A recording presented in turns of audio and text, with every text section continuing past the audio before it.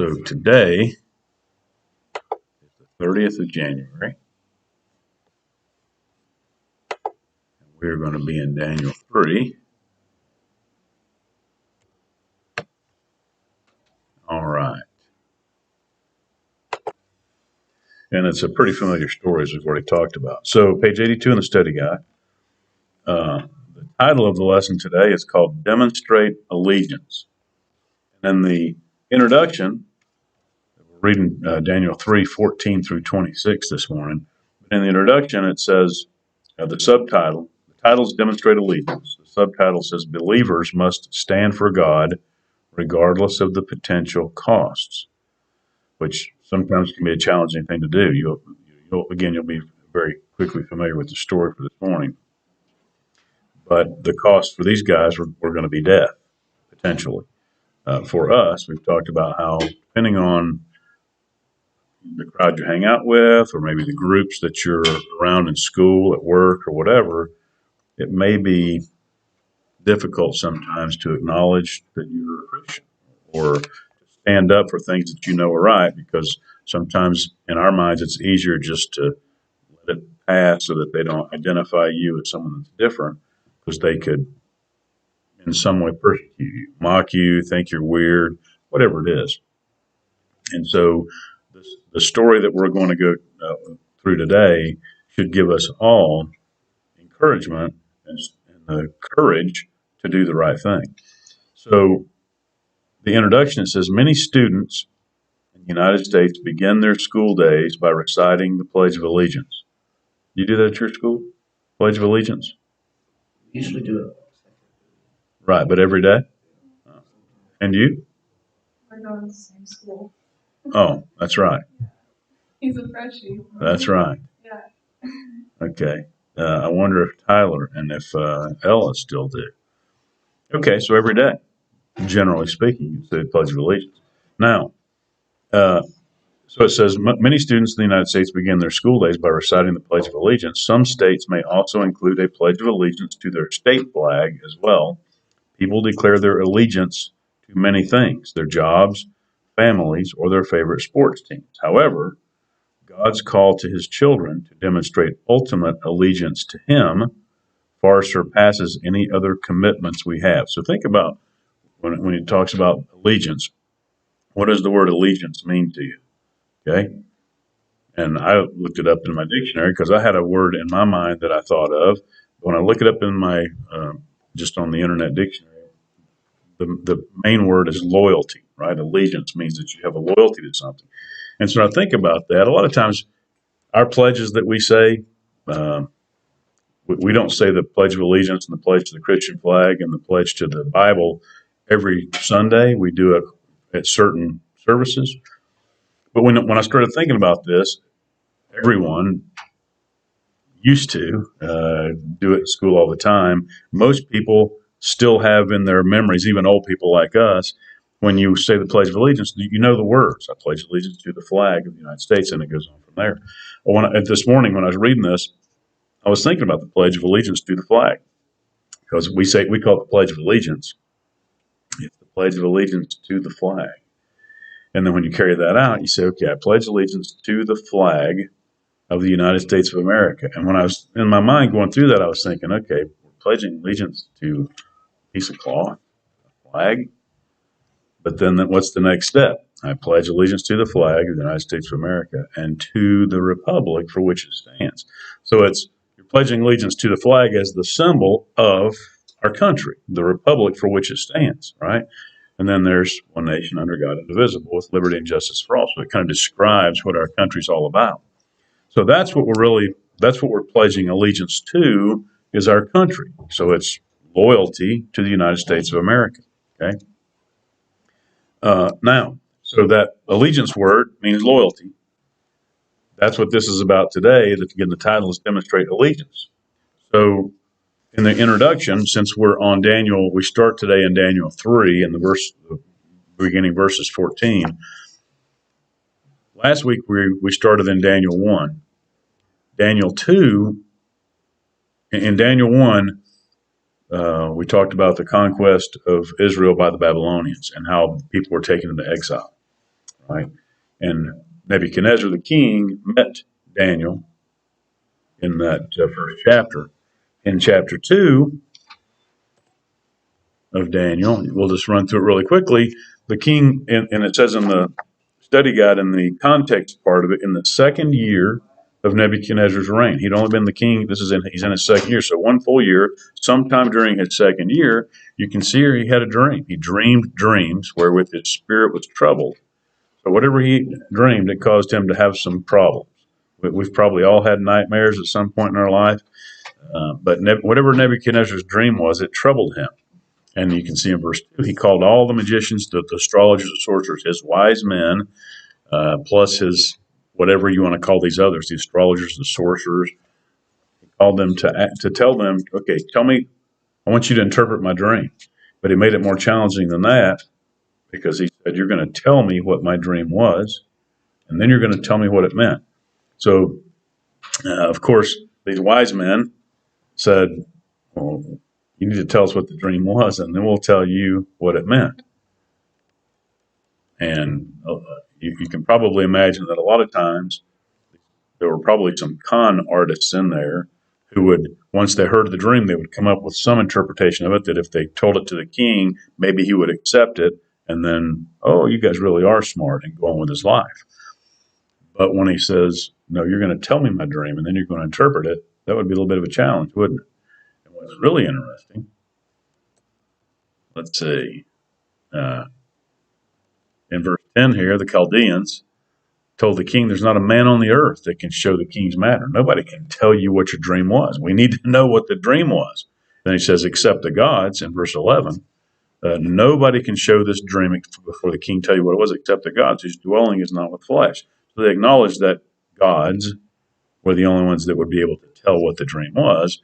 It's interesting, later in our lesson, it talks about in the Babylonian times, there were hundreds of gods. Anything could be a god. We've talked about that before. Anything that was you could pick any idol for fertility, for god of war, just whatever, all sorts of things that they would call a god or pray to or whatever. Of course, inanimate objects cannot do anything for you. So in verse 12, the king got very mad because his wise men could not do what he asked them to do. And he commanded, in verse 12, to destroy all the wise men of Babylon. So let's think about that for a second. So Micah, you're my wise man. I had a nightmare last night. And I say, here's what I need. That scared me, what I dreamed. And so I need to know what it means. So here's what I need for you to do. Tell me my dream, and then tell me what it means. And of course, you're going to say, well, you tell me the dream, and I'll tell you what it means. No. Tell me my dream, or I'm going to kill you. And because Tyler and Jasmine are my other wise people that I count on for advice, y'all need to get together and come up with what my dream was, because I'm going to kill all of you if you don't tell me what my dream was, what it meant. So, so all of the wise men, he commanded, they were all going to die, because he was very angry that they couldn't make his dream known to him. All right? And the decree went out to kill all the wise people. So the soldiers were getting ready to go, and Daniel found out, hey, they're coming to kill us. He went to, let's see here, the king's captain. You see in verse 13, the decree went forth, the wise men should be slain, and they sought Daniel and his fellows to be slain. That's Hananiah and Azariah and Mishael, also known as Shadrach, Meshach, and Abednego. That was their Babylonian names. But when Daniel found out about this, he went to this captain, Arioch, in verse 15, the king's captain, so like one of his generals, the head of his guard, or whoever this guy was. And he said, hey, we need to stand by on this a minute. Don't kill everybody yet, because let me and my friends pray to God and see if God will reveal to us what the king wants to know. So he did. He went in verse 17 to his house, made the thing known to Hananiah, Mishael, and Azariah, his companions, that they would desire mercies of the God of heaven, the God, the living God, the one and only God, that Daniel and his fellows should not perish with the rest of the wise men of Babylon. You can see the headline for the next few verses. The secret is revealed to Daniel. So God answered Daniel in a night vision there in verse 19. So that's how Daniel came to know not only what the king's dream was, but what the meaning of it was. So that takes us to when Daniel, at the end of chapter 2, Daniel comes and explains to the dream. He tells him first, here's what you dreamed. And it was about a statue that had a golden head, and then its chest and arms were silver, and then its belly and its thighs were brass, and then its legs, on down from there, there was iron, and then iron and clay in the feet. And you all know enough to know that gold is the most valuable, and then the silver is a little bit less value, and then when you get to brass, that's less valuable, and iron's just metal, and then clay is kind of crumbly, right? So Daniel explained it to him that these are your kingdom and the following kingdom. And one of the interesting things as I was reading the introduction to this, he says, first Daniel explains to him in verse 28. First he says, no man could know your dream, only God could. And in verse 28, there is a God in heaven, my God, the God that reveals secrets, makes known to the king what shall be in the latter days. And here's your dream.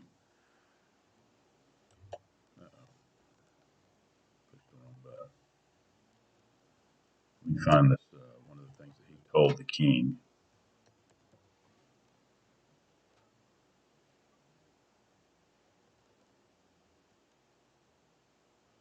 Well, Daniel first told Nebuchadnezzar that the reason he was the king is because God allowed him to be the king. God allowed him to be made the king. So now he explains to him in verse 31. Here's what you saw, a great image, this statue, if you will. And as I said, you can see what it was made of: gold, silver, belly and thighs of brass, his legs of iron, his feet part of iron and part of clay. All right. There it is in verse 37. Thou, O king, art a king of kings. Nebuchadnezzar was a powerful king. For the God of heaven hath given thee a kingdom. So Daniel made sure he let Nebuchadnezzar know why he was the king. It wasn't just of his power, although Nebuchadnezzar, like most kings, thought he was all that, and he had conquered. But God, the God of heaven hath given thee a kingdom, power, and strength, and glory. All right? And here's what happens. What's going to happen is these are the kingdoms of the world, and they're going to fall. After you is going to rise another kingdom inferior to you, which is the silver kingdom, and then a kingdom of brass, which is the next kingdom after that. And then it goes down to iron and clay. And then, in the dream, a big rock came out of a mountain and crushed all of the statue of all these kingdoms. And then that rock became a mountain, and that was God. So he explained it to him. In the end, God will come and conquer all kingdoms. God will be the king of the earth. God will be the king, period. All right, there's the divine kingdom that he's talking about. And at the end of it, you see Daniel promoted. King Nebuchadnezzar fell upon his face and worshiped Daniel. Because truly, think about that. How could someone know your dream? They couldn't, unless someone, God gave them that knowledge. So Nebuchadnezzar, he fell on his face and worshiped Daniel. So his worship was misplaced to begin with. But he commanded they should offer an oblation and sweet odors unto him. So some kind of tribute. But you see in verse 47, the king answered unto Daniel and said, of a truth it is, that your God is a God of gods and a Lord of kings and a revealer of secrets, seeing thou couldst reveal this secret. And the king made Daniel a great man, gave him many great gifts, made him ruler over the whole province of Babylon, chief of the governors over all the wise men. And then the last verse of the chapter, Daniel requested of the king that he set Shadrach, Meshach, and Abednego, his friends, over the affairs of the province of Babylon. But Daniel sat in the gate of the king. So he remembered his three friends and asked the king to elevate them too. So here are these four Hebrews. And they've been put above all of the other wise men. So you think there might have been a little bit of jealousy there? I would think so. That sets up the next thing. So I don't know that it talks about the time frame of this, but at some point Nebuchadnezzar made an image of gold. And I've always in my mind pictured this an image of himself. The study guide says it was an image that was sort of representative of this image that he saw in his dream, although this was gold. So I don't know what the image was, but it's an image, I would say, of a man. Right? And again, I just always assumed that it was of Nebuchadnezzar, because a lot of times people build statues or tributes to themselves. And this was a gold statue. 60 cubits tall. A cubit is a foot and a half, more or less. So it's 60 cubits tall. Let's do some math in public. 60 times 1.5. Anybody come up with how tall that is? That's right, 90 feet. That's a pretty tall statue, 90 feet. And then it's 6 cubits wide, so that's 9 feet wide. So 90 feet tall, 9 feet wide. That's a pretty tall, skinny guy. And after he built it, he said, okay, now we're going to have a big celebration now that it's ready. And at the sound of the music, you're all going to fall down and worship, bow down to this image. Okay, verse 5. At the time you hear the sound of the cornet, flute, harp, sackbut, psaltery, dulcimer, and all kinds of music, you fall down and worship the golden image that Nebuchadnezzar the king has set up. That's what that's what leads into what's happened here. All right. Daniel's three friends doesn't say where Daniel was in this, but Daniel's three friends refused to fall down and worship when the music played. And in verse 8, wherefore at that time certain Chaldeans came near and accused the Jews. Remember, they were set up above everybody else. There's probably some jealousy, but for whatever reason, these people decided that they were going to make sure the king knew that these three wise people that he had put up, elevated above others, weren't really loyal to him. Remember that allegiance word. They weren't loyal to him, or else they would have worshipped as he had proclaimed. Because once the king says something, it's a decree. Verse 30, O king, thou, O king, hast made a decree. It's like a law. There's no going back on that. All right. In verse 12, there are certain Jews that you have set over the affairs of the province of Babylon. There's their names. They did not regard you. They served not your gods or worshiped the golden image. Now, here's where we get to our lesson. It starts in verse 14, but let me read verse 13. Then Nebuchadnezzar, in his rage and fury, commanded to bring Shadrach, Meshach, and Abednego. Then they brought these men before the king. He was mad. In his rage and fury, he was mad that they dared to not comply with his decree. Okay? And so here's the verses for the lessons. Let's just read 14 through, I think it's 26. We'll read through. You've heard the story, but we'll hit it and then come back. Nebuchadnezzar spake and said unto them, Is it true, O Shadrach, Meshach, and Abednego, do not ye serve my gods, nor worship the golden image which I have set up? Now if ye be ready, that at what time ye hear the sound of the cornet, flute, harp, sackbut, psaltery, and dulcimer, and all kinds of music, ye fall down and worship the image which I have made, well. So get that. If you're ready now when you hear this music, to fall down and worship the image that I made, well, that's good. But if you worship not, you shall be cast the same hour into the midst of a burning fiery furnace. And who is that God that shall deliver you out of my hands? Shadrach, Meshach, and Abednego answered and said to the king, O Nebuchadnezzar, we are not careful to answer thee in this matter. If it be so, our God whom we serve is able to deliver us from the burning fiery furnace. And he will deliver us out of thine hand, O king. But if not, be it known unto thee, O king, that we will not serve thy gods, nor worship the golden image which thou hast set up. Then Nebuchadnezzar was full of fury, and the form of his visage, so his whole face, his countenance, was changed against Shadrach, Meshach, and Abednego. Therefore he spake, and commanded that they should heat the furnace 7 times more than it was wont to be heated. And he commanded the most mighty men that were in his army to bind Shadrach, Meshach, and Abednego, and to cast them into the burning fiery furnace. Then these men were bound in their coats, their hosen, and their hats, and their other garments, and were cast into the midst of the burning fiery furnace. Therefore, because the king's commandment was urgent, and the furnace exceeding hot, the flame of the fire slew those men that took up Shadrach, Meshach, and Abednego. And these three men, Shadrach, Meshach, and Abednego, fell down, bound, into the midst of the burning fiery furnace. Then Nebuchadnezzar the king was astonished, and rose up in haste, and spake, and said unto his counselors, Did not we cast 3 men bound into the midst of the fire? They answered and said unto the king, True, O king. He answered and said, Lo, I see 4 men loose, walking in the midst of the fire, and they have no hurt, and the form of the fourth is like the Son of God. Then Nebuchadnezzar came near to the mouth of the burning fiery furnace, and spake, and said, Shadrach, Meshach, and Abednego, ye servants of the Most High God, come forth and come hither. Then Shadrach, Meshach, and Abednego came forth from the midst of the fire. All right, so there's the story again that we've all heard, probably several times, even over your young lives. So as we go back through this, again, the introduction was how they had offended Nebuchadnezzar. And what I forgot to mention was when he had the statue, the image made, and he put out this decree that you, at the sound of the music, everybody's going to fall down and worship it. He said then that the penalty would be if you don't worship it in that same hour, you're going to be thrown into a fiery furnace. And the other thing it talks about in the study guide, it says, did you know ancient kings, no, I'm sorry. Well, first of all, did you know ancient kings often built large statues? The great Sphinx of Giza in Egypt. Have you heard about the Great Sphinx? It's sort of like I think it's sort of a lion head kind of a thing.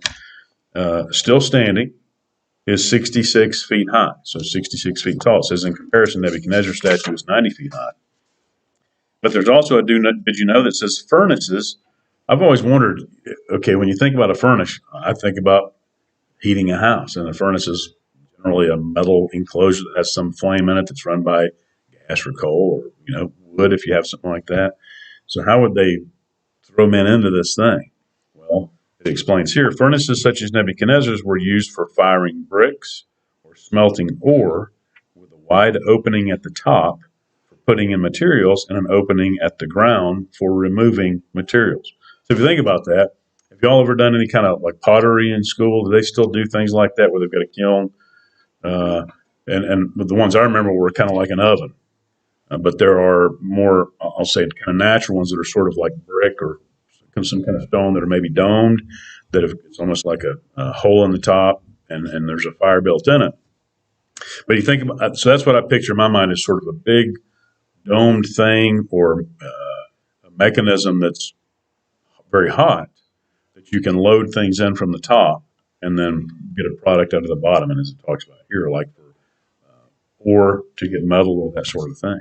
So that sort of helps explain how if there's a way to get to the top to put in this raw material, that's where these men were going to be thrown in. So if you have that picture in your mind, now, so Nebuchadnezzar, he didn't just outright say, it's over, guys, you disobeyed me, you're going in the fiery furnace. He gave them a chance to change their mind. And it reminds me, I mean, there are all sorts of circumstances that I think of going on in the world right now today, decisions that people make, and they're offered, okay, it's not too late to change your mind, to come to our side, and all the pain will go away. Okay, if you're going through a circumstance that because of a decision that you've made, particularly that was a faith-based decision, and you've paid a consequence for it. And another thing in the study guys, it says Jesus told the disciples that you will be persecuted for my sake. If you stand for me, you will be persecuted, right? So in an event, if you've made a decision based on, particularly on faith, and you're being persecuted in some way, whether it be you've lost your job, you've lost your friends, whatever it is, and then if someone came to you and said, hey, that decision that you made, you know what, we can make it all better right now. All you got to do is change your mind and join us, and you can have it all back. Now think about how tempting that might be, depending on the level of persecution. You're not getting a paycheck anymore. You've lost your job. All you got to do is do that thing that you refuse to do, and it's all good. Your friends, if you'll just think about it like this, renounce that decision that you made, it's all good. You're back with us. Okay? Can you do that? Well, who is your allegiance to then? They made their decision based on allegiance to God. So they really had no option, because if you change your mind and now you deny God and say, yeah, that was a mistake, it may serve you well in the short term, but in the long term, it's not a good thing. So Nebuchadnezzar gave him that chance. Is it true, in verse 14, Shadrach, Meshach, and Abednego, do not ye serve my gods, nor worship the golden image which I've set up? Really? They told me that you guys didn't fall down and worship. But now, if you're ready, when you hear the music, that you fall down and worship the image which I've made, that's good. It'll all be good. So he was willing to forgive them, forget the egregious mistake that they had made. But, so I'm going to give you one chance to change your mind. But in the middle of verse 15, if you worship not, you shall be cast the same hour into the midst of a burning fiery furnace. And let me remind you, which God do you think it is that's going to deliver you out of my hands? That question was asked many times over the course of the Old Testament. A lot of people who their gods didn't really come to their defense, or if they prayed to their gods, nothing happened, because if you're not praying to the God, then nothing can happen, right? I can pray all day to my glasses case and say, "Oh, God of the glasses, here's what I really need. I need this really bad. Am I going to get it? No, 100% no, right? If I pray to the one true living God, depending on His will, what the circumstance or what my need is, God can answer. He can, I'll say, certainly God can answer. God may or may not give me what I want. You've heard there's this, Pastor Richard said it before, there's an old song that talks about something about unanswered prayers may be a good thing, meaning that sometimes it's best to not get what you ask for because that may not be the best thing for you. So the king asked them, which God do you think it is that's going to save you? When I throw you in this burning fiery furnace, trust me, you ain't going to make it. No God can save you. And a lot of people who attacked the Hebrews said, your God's not going to save you, because he didn't save any of the other people that we attacked. So they were given the choice. Verse 16, what did they do? They had already thought about this, apparently, because what they said in verse 16, Shadrach, Meshach, and Abednego answered and said to the king, O Nebuchadnezzar. They were respectful. They didn't disrespect the king, because he had elevated him, and he was the king. And the Bible tells us that we should pray for those in authority over us, even whether we disagree with their politics or whatever. We should pray for them. And my prayer would be that they ideally turn to God for His guidance and wisdom. If they don't, that they appoint to themselves advisors that are godly men and women. And if they don't do that, that God would do a work in their lives, whether it be the leader or his advisors, to intervene, to inject God's wisdom up to that. Okay, but the Bible tells us to pray for those in authority. So they did respect him. They answered and said to the king, "O Nebuchadnezzar," here's their answer, "we are not careful to answer thee in this matter. We don't even need to give you an answer," is what they're saying. Don't need to, which I'm sure didn't make Nebuchadnezzar happy, because if he asked a question, he expected an answer. If it be so, our God, whom we serve, is able to deliver us from the burning fiery furnace, and he will deliver us out of thine hand, O king. If God wants to, he's our God, the one we serve. If he wants to, he can and will deliver us. But if not, be it known unto thee, O king, that we will not serve thy gods, nor worship the golden image which thou hast set up. So two things. The first one is, I want to make it clear when they say in verse 17, verse 16, they said, we don't even have to think about this. We don't even need to give you an answer. And in verse 17, but if it be so, our God whom we serve is able to deliver us from the burning fiery furnace. The study guide wants to point out, and it's important to know, says their argument was that if the God we serve exists, that's what it says in CSB, another translation, if the God we serve exists, then he is sovereign and in control of all things. He can rescue us from the furnace, the furnace of blazing fire. CSB, just so you can see what the actual scripture says in CSB for verse 16 and 17. Verse 17, if the God we serve exists. Now, when I read that, that makes me think, now, that's not what they said in King James. They didn't question whether God exists. And this is one of those things that when I look at that, I go, I'm not sure if that's really what they said. No, for what it's worth. Verse 17, if the God we serve exists, then he can rescue us from the furnace of blazing fire. So let me go back now with that being shown and see what it says in King James. Remember, if the God we serve exists. Verse 17, if it be so, our God whom we serve is able to deliver us. Now, regardless, in the study guide, it points out um, when it says, if the God we serve exists, they were not doubting God's existence, which tracks with how I interpret the King James. They were not doubting God's existence, but rather declared that their devotion to God would remain steadfast, whether they were delivered or martyred. And I agree 100% with that part of it. I read it as we know the God we serve exists because he's manifested himself many times, to include giving Daniel a picture of your dream. So we know he's there. So in my mind, there's no question in their minds whether he existed. But if God wants to, he's certainly able to deliver us, and he will. Okay? That's up to God, not to you or to us. But in verse 18, if not, be it known to the king, even if he doesn't deliver us, we can't serve your gods. We can't worship you. We can't worship the golden image that you set up. That's the right answer. So when given that, we talked a minute ago about if a choice that you've made based on faith, or for whatever reason, has gotten you in a consequence, and now when you're offered, okay, you want to take it back? Now, I would say if taking the faith part out of it, if you made a bad decision, uh, if you stole something, if you told a lie, if things that we've all done, and you're given the opportunity to make it right. Okay, we think we know what you did here. We're going to give you one chance to admit it. We can't change your mind and make it right. That's different than what we're talking about here. If you have an opportunity to make right a wrong, that's totally different. If it's a decision that you made on behalf of God or your faith, totally different. Just make sure we're clear on that.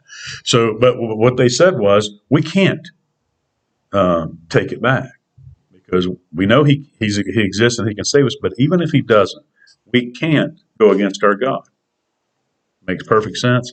And so that's, to me, that's the whole point of the lesson. Now, Nebuchadnezzar, in his mind, he had no choice but to follow through with the threat. And that was, he was so mad. He said, stoke up that fire. And it says, they should heat the fire in verse 19, 7 times more. I don't know if they had a thermometer and said, okay, it's normally, 500 degrees. We're going to make it 3,500 degrees. The point is, stoke it up even hotter than it normally is. I'm making a point. And the other thing, but the way the study guide describes it is, in verse 21, after he's told the strongest men in his army, you're going to bind them and carry them and throw them in. They were bound in their coats, their hosen, which I don't know if it's how you figure if it's the equivalent of pants or whatever. They're bound in their coats, their hosen, their hats, and their other garments. So they're full set of clothes. And the study guide says that he by having them thrown in the fire fully clothed, the king was determined to make an example of them. And it says in here, their clothing would have rapidly caught fire. The king was determined to make an example of them, and the more frightening he could make their execution, the more likely he could expect total compliance with his decrees. Right? So to me, I just assume that they just grab them, they bind them up, throw them in the fire. Apparently, it was because they were fully clothed with everything to make even more of a point of it. In any case, the furnace is heated up as these strong men carry him up there, probably just because of the proximity to you think again about whatever this furnace was at the top or wherever they're throwing them in. There was so much heat radiating out of that just to get close enough to it to throw them in, it killed the men that were carrying them.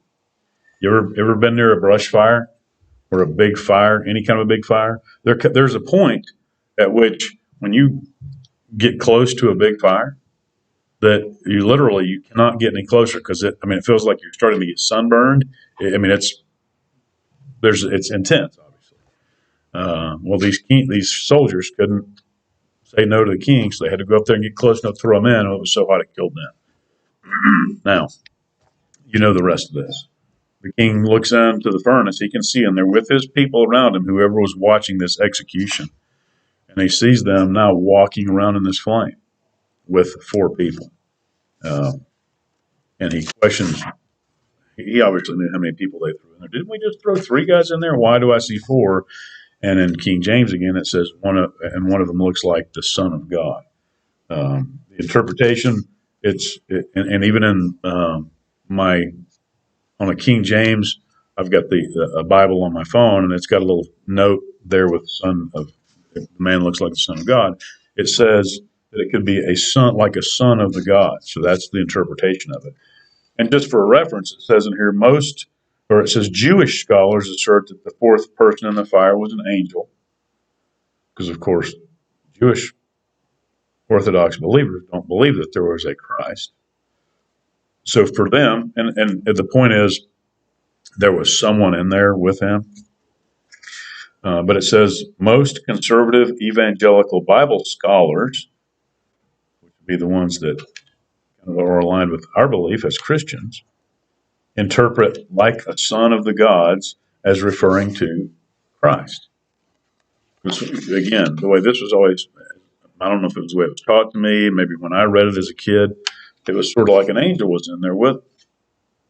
Okay, fair enough. And then later in life, I don't know what it was that I read that said, when you think about a lot of Old Testament stories where an angel of the Lord appears to someone, literally, if it's a named angel, it was, who was the one that appeared to Mary and Elizabeth? I think that was Gabriel. So there are named angels. Michael and Gabriel are 2 that I know of for sure. But a lot of times it says, and the angel of the Lord appeared, like to Abraham. There were 3 that showed up to talk to Abraham before they went to Sodom and Gomorrah and destroyed it. And 2 of them went ahead and 1 stayed behind. And I believe that was Christ pre-incarnate before he came to the earth. Okay, and then the other 2, don't know who they were. Maybe it was Gabriel and Michael. Michael, in the Revelation, Michael is the one who's kind of the warrior. He does a lot of fighting against Satan in Revelation. Gabriel is sort of an announcer, at least based on Elizabeth and Mary, and I think Joseph too.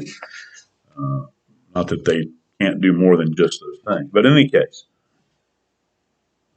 so most conservative evangelical Bible scholars interpret like a son of the gods as referring to Christ. He was present with the 3 men in the fire. Jesus is called the Son of God in the New Testament. It is reasonable to argue that the appearance of the 4th man was the form of the pre-existent Christ. So again, before he came to earth in this body. Okay, so once Nebuchadnezzar saw that, he called them to come out, and 3 men came out. The 4th didn't need to come out. He was there to protect him. And then it says Nebuchadnezzar called for them to come out and recognized their God, recognized them as the servants of the Most High God. And you can see that here in the last verse of the lesson. Shadrach, Meshach, and Abednego, ye servants of the Most High God, come forth and come hither. Then they came forth in the midst of the fire. That's the end of the verses for the lesson, but to follow up with the end of the chapter, again, Nebuchadnezzar, he had already recognized that Daniel, by virtue of being able to interpret the dream, that Daniel's God was God, and that people should pay tribute to him, should not pay tribute as far as literally pay, but recognize that Daniel's God was God. When they came out, not a hair of their head singed, the coats weren't changed, nor the smell of the fire passed on. It was like they were walking just in this room with us, didn't go through a fire.